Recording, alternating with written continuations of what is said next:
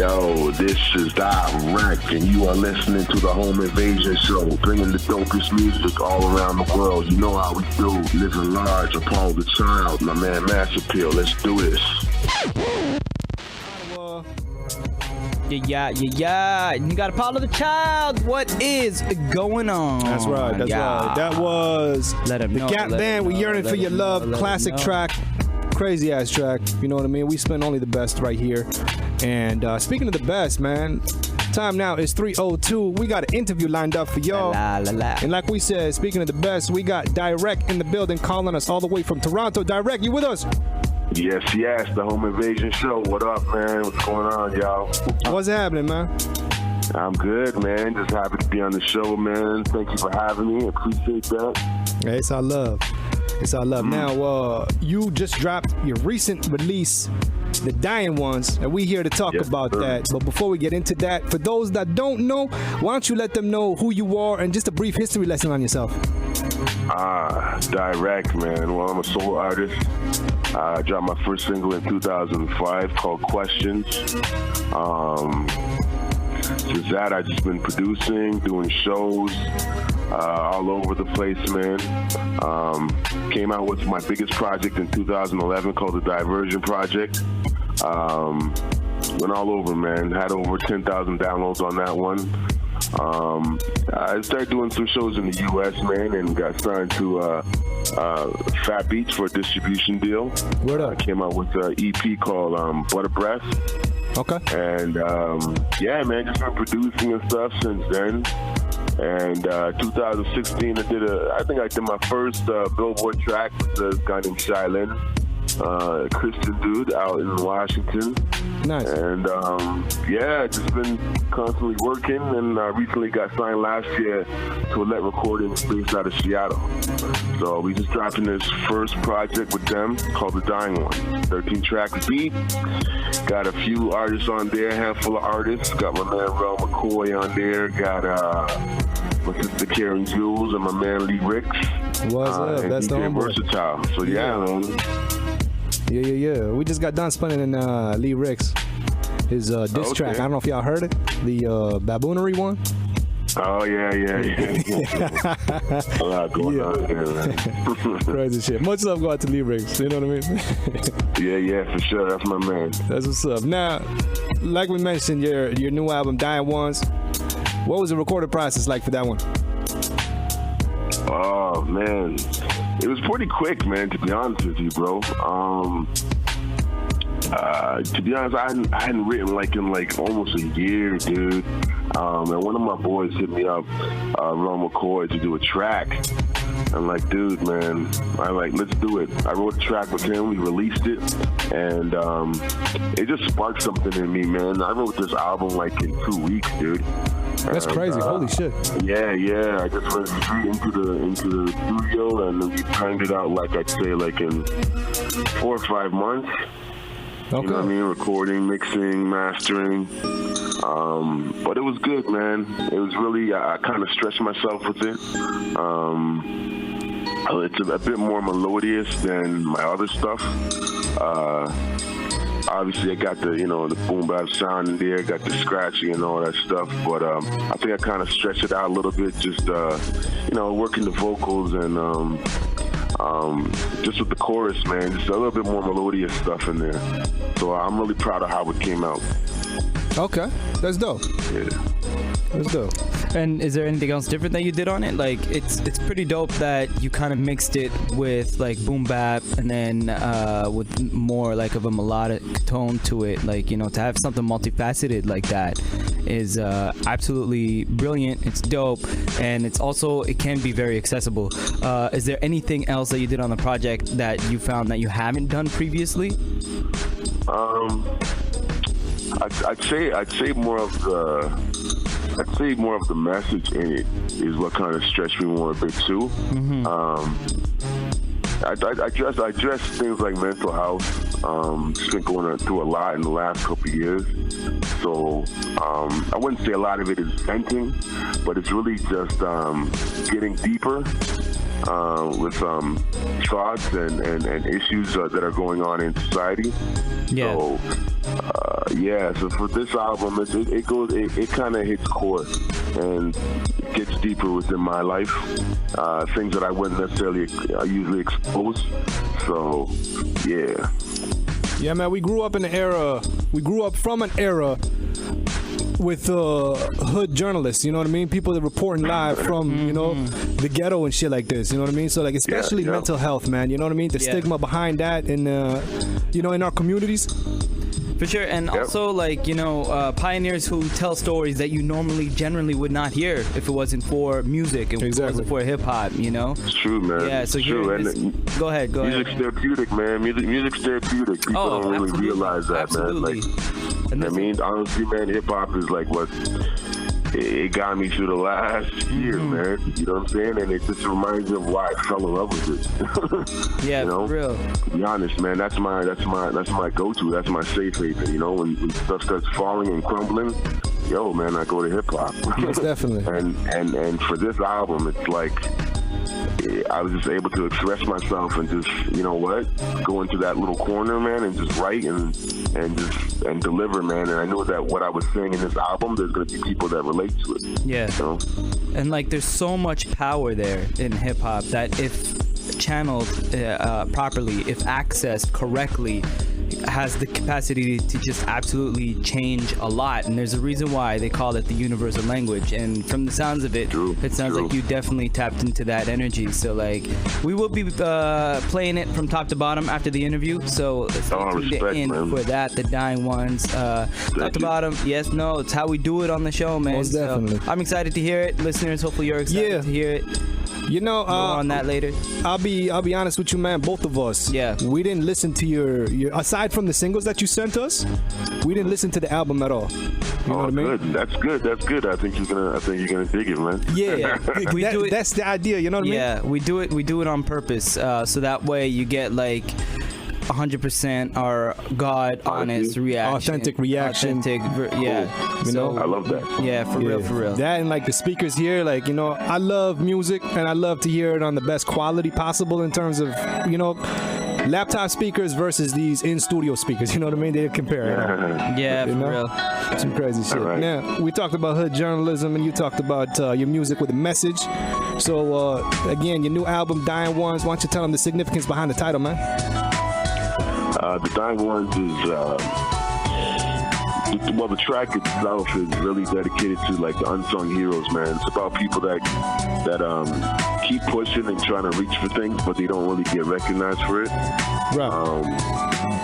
You know, especially in as an artist, man, or as DJs or bloggers, you know, or whatever profession you're trying to reach, man. Sometimes it can get frustrating, seeing doors close or not being where you want to be at a certain time. You know what I'm saying?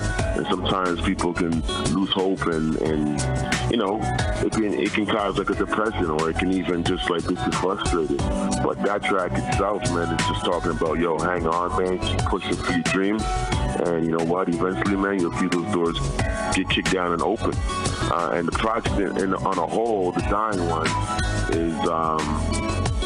is just talking about people losing hope,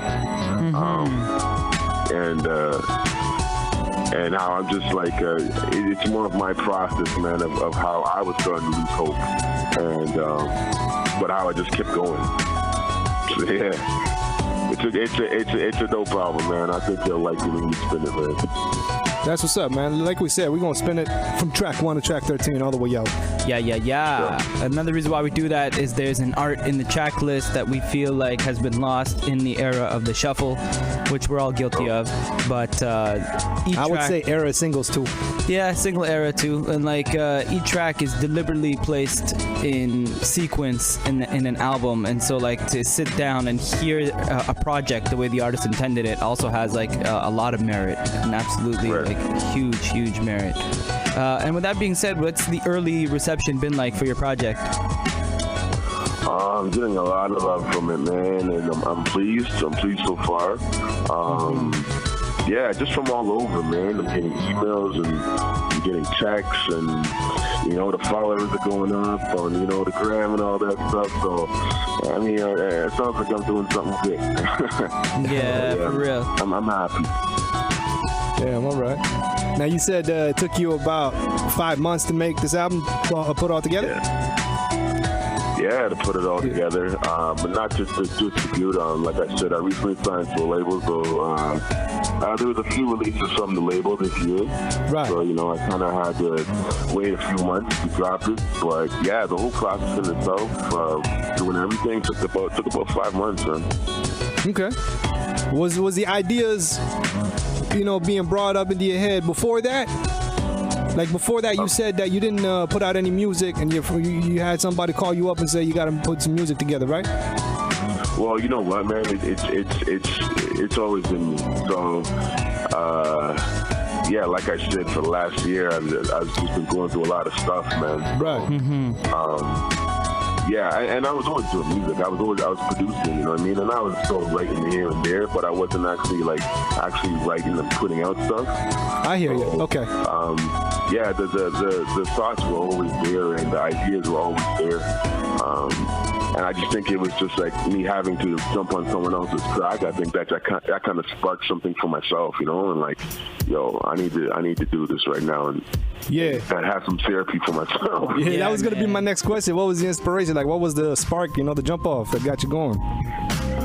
You know what, man? I was in school, went back to school and stuff like that, and you know when you're doing your art, you have like, you're doing it with people, man. You make connects, and you see other artists doing their thing, and I felt like other people were just, you know, continuing their craft and doing their art, and I was kind of just like in school, man, just watching. Yeah, I hear you. And I felt like for me, it was kind of like playing on my mind, and I just like, yo, I need to do this, man, for me. That's what's up. Yeah, bro. And it sounds like you definitely hit the ground running right after, like, and that's the way inspiration works sometimes, you know? You go through a bit of a dry spell, and then all of a sudden, like, the floodgates are open, and you're finishing an album in a couple of weeks. Like, that's actually an amazing turnaround. Yeah, thanks, man. No worries. And speaking of, like, out of the 13 tracks on the project, which one is your favorite or find yourself listening to more and more, or just the most in general? I know it's always a hard question. You got to pick a favorite child, though, bro. Yeah. Okay, I'm going to say,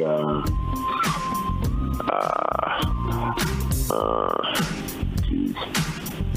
I'd say, I like listening to Northeast Beast a lot. The one with lyrics and Kim Jules and DJ Versatile.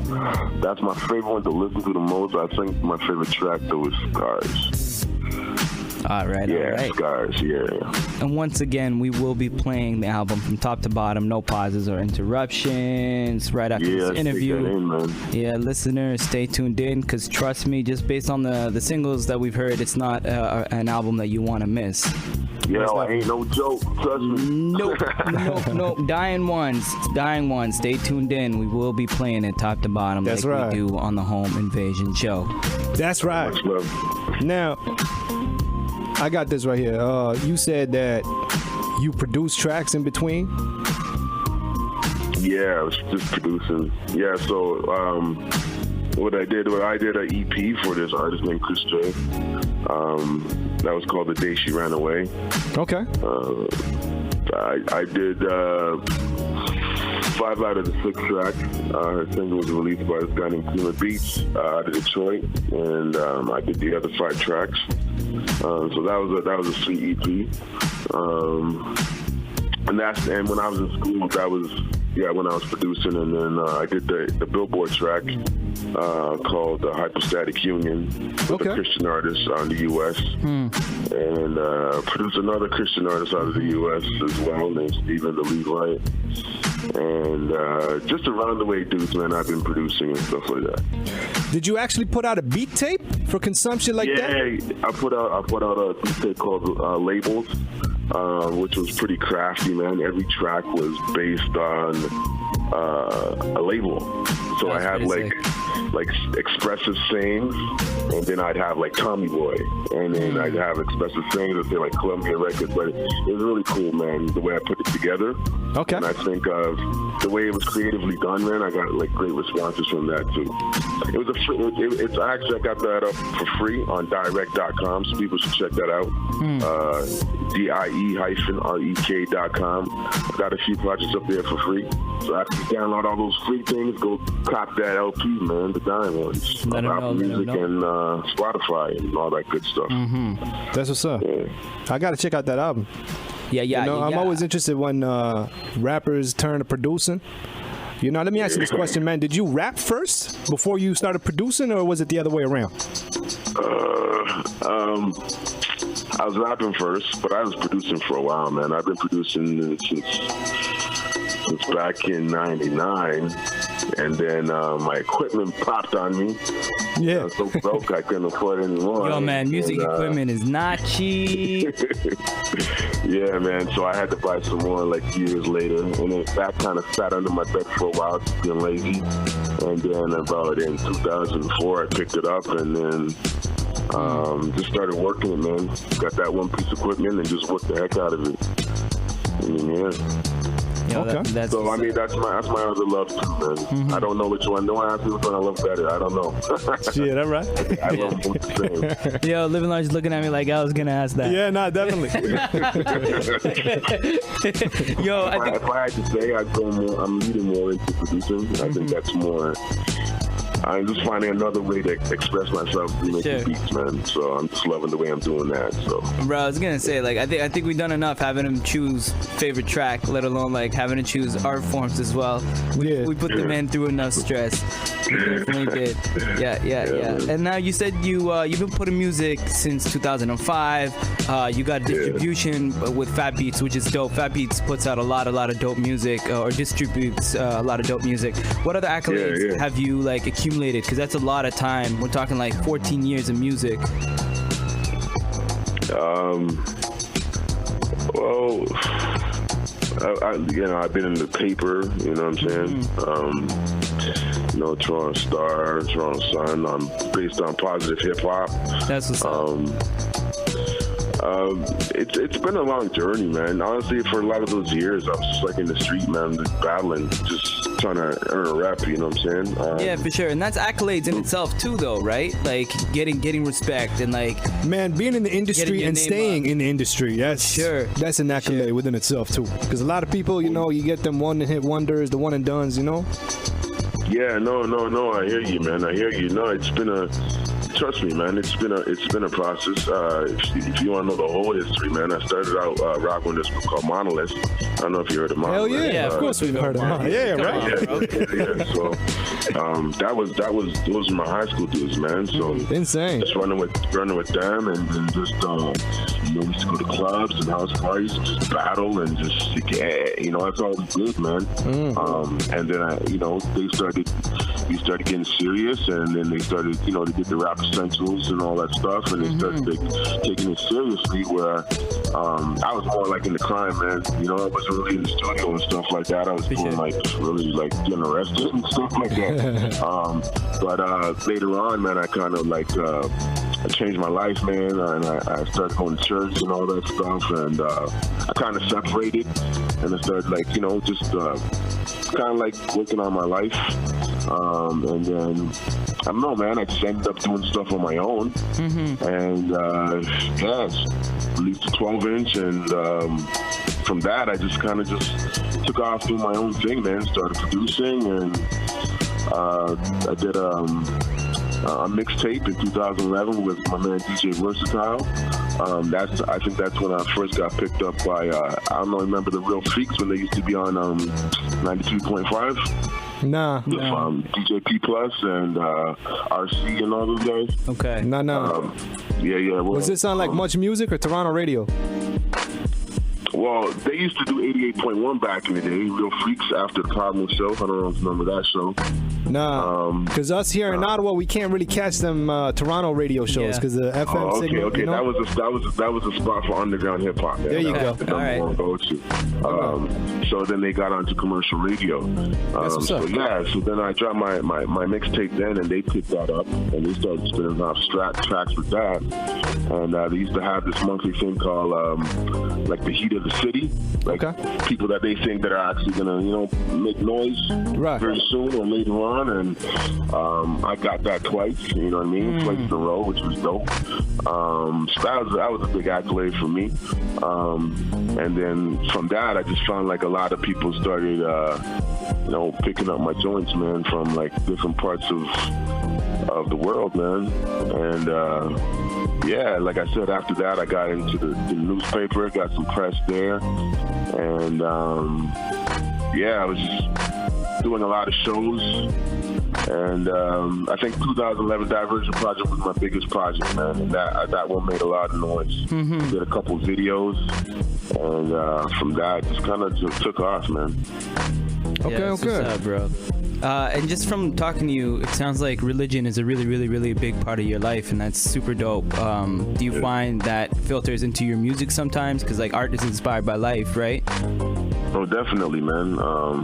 It's what I live, man. And especially in these days and times, man, things can be real negative, you know what I mean? So for me, like I said, I got history, man, but I've learned a lot through that, and it's been a process. So a lot of the stuff that I've learned and even struggling with still, I put into my music, man. I implement it into my music because it can be an encouragement to other people.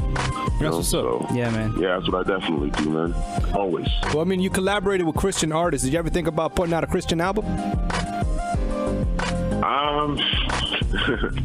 Well, Christian to me is a lifestyle, right? So yeah, it's funny. It's because this actually is a Christian album, and I do Christian music, but people can't really tell because it's like I think I've perfected the craft so well, and boom, you know, hip hop's in my heart. It's been in my heart, you know what I'm saying? So it's what I breathe. That people just take it in, love it. They're not necessarily, you know, hearing like, oh man, this is a religious album. Nah, they're just like, yo, this is just dope music. You know what I mean? And when you're a dope artist, like, I mean, you'll do your thing, and people will just love it no matter what you're saying. You know what I'm saying? Because it's, you know, it's good. And I'm happy to be in that spot. And like I said, it's not an overnight thing. I've been doing it. Yeah, of course. So it's a craft I've been working on, man. And trust me, I've gotten doors shut in my face and closed, but yeah, man, I'm here doing my thing, and yeah, man, you gotta hear this album, bro. Trust me. There, we got that. We're gonna spin it. We're gonna spin it right after this interview, top to bottom, track 1 to track 13. No pauses, no breaks, no interruptions in between. Get y'all to listen to it exactly the way the artist intended to, because that's how we do it around here. It's the Home Invasion Show. Yes, you rock sir, with the large. Sir, and Apollo the Child. And we got my man DIE-REK calling in all the way down from Toronto. Just tuning in, we are wrapping up the interview that we're doing with Toronto artist DIE-REK. We will be playing his new album, The Dying Ones, from top to bottom, no pauses or interruptions. That's right. So make sure he's tuned into that, because I guarantee you it will be dope. We play nothing but the best, yo. I mean, considering everything that you just said about your come up and your history and everything else, is there any goals that you've set for yourself that you haven't really achieved yet? You want to just knock off your bucket list?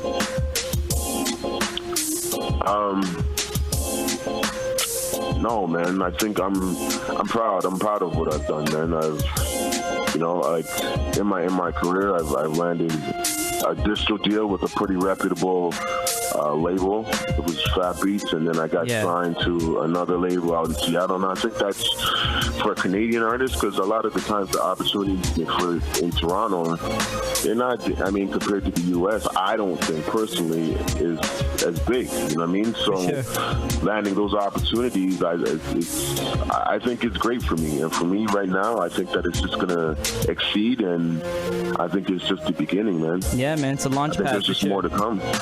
That's what's up. That's what I like to hear, man. That's what's up. Me, I've been saying, I was like, man, there's more to Toronto than just Drake. You know what I mean? There's a lot of artists coming up there. You know, automatically people, when they say Toronto, they think Drake. And I'm like, nah, you know what I mean? Like, need to keep your ear to the street, you know, hear what the hell's going on and shit. Yeah. Sure, man. And we're hungry down here. That's the thing, you know what I'm saying? Yeah, man. Honestly, man, landing that deal with Fat Beats, man, what was so awesome about that was it was done the way that it should be done, bro. Like, it was no connects. It was me going down to the U.S. and rocking the show. Yeah. You know what I'm saying? Killing the show with bigger artists than myself. And after done the show, these guys came up to me and were like, yo, we need your info. Yo, and now it's from Fat Beats, man. We want to distribute your stuff. We want to help you out. And I thought that was like, a lot of the times, man, like, people don't know. Well, people that don't really do music, a lot of the times in the U.S., man, it's buddies hooking up buddies. Yeah, for real. For sure. I mean, some people look at these guys come out and like, oh, damn, they're so dope. Like, honestly, bro, it's a buddy system, man. Yeah. You know what I mean? It's Yo, you went out, you knows that person, that person knows that person. Me going down there, I didn't know anybody, man. I just went down there with a hungry Toronto artist, and I ate it up. Yeah, bro. You know what I mean? And yeah, it's one of the things I'm proud of, you know. That's what's up, man. Yeah. All right. And now, speaking, you mentioned info. Speaking of info, why don't you tell the listeners how and where they can find you? You know what? The easiest way, I'm not even going to say, like, this is my Twitter, this is my Instagram, and all that good stuff. I'm going to say, if you just go on Google, you type in DIE-REK, you'll find DIE-REK come up, and you'll see everything there, man. That's the easiest way. There you go. Things are so easy to access these days, man. That's what I'm saying, man. Just type in my name, and you'll find it all there. You'll find my Instagram, Twitter, Facebook, all that good stuff. My website. So That's what's up, man. All right, before we let you go, you got any shout-outs? I want to shout out to you guys, man. You guys are the list, man. You guys doing your thing over in Ottawa, putting on artists like myself and supporting. And this is what makes the difference, man. Because without you guys, we are nothing. Much love. That's right. Thank you. Nah, you know And me. that goes both ways. I got a saying. I'm like, you know what? When it comes to this music thing, us radio people, we're the pushers, and you guys are the product. And we trying to get as many people hooked as possible. You know what I mean? Well, let's hustle. That's exactly it. For sure. And now, for the time that I personally have been waiting for, and hopefully you are as well, listeners, we're spinning DIE-REKs, the dying ones, from top to bottom, no pauses or interruptions. Enjoy it, consume it, Spotify it, YouTube it, Apple Music it, Tidal, why not? Wherever you can get it,